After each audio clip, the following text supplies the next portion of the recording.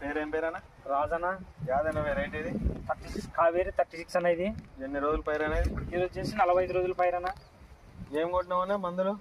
మందులు వచ్చేసి ధరణి ఆయిల్ కొట్టినామన్నా. ధరణి ఆయిల్ ఎన్నిసార్లు స్ప్రే చేసామన్నా? 2 సార్లు చేసినామన్నా.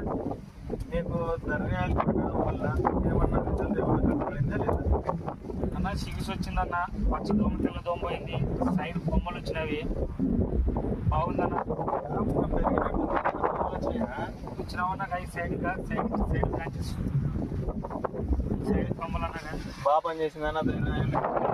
బాగా పనిచేసిందన్న. 45 రోజుల క్రాప్ అన్న ఇది. ఇప్పుడు 45 రోజులన్న.